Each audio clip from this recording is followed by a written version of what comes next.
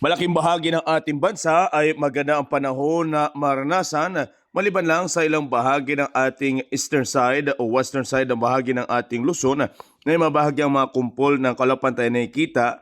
Yan po sa bahagi na area po ng ating Ilocos Norte, Ilocos Sur, bahagi ng Baguio area, part ng Pangasinan, Alamenos, San Carlos, Santa Cruz, Butulan, Olongapo mga kabayan. So asa lang po dyan yung bahagyang medyo maulap at makulimlim na panahon and inaasa na posibleng kalat-kalat na pag-ulan mamayang hapon.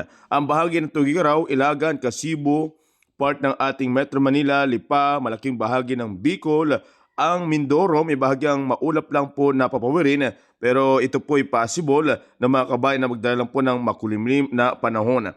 Ang malaking bahagi ng Palawan, maganda ang panahon, Rojas, Antique, Iloilo, bahagi ng Negros, Cebu, Bohol, Leyte, ang bahagi ng Samar, malaking bahagi ng Mindanao, maganda ang panahon na atin nakikita. May mga bahagyang maulap lang po sa part ng Cagayan de Oro, Malaybalay, bahagi ng Butuan, Kigong area, and Malabang area. So yun po yung possible, magdala lang po ng bahagyang makulimlim na panahon. Meron tayo nakikita na makumpol na kalapan sa eastern side at sa bahagi ng northern area pero ito po ay nasa karagatan mga ka-great. So wala pong direktang epekto sa bahagi ng ating kalupaan. Maliban na lang kung ito'y nalapit, so maaari pong makaranas ng pagbabago ng panahon, possible mayang hapon mga kabayan. So abangan po natin sa development mga ka-great, pero kung pag-uusapan natin ngayong umaga, magandang panahon sa malaking bahagi ng ating bansa.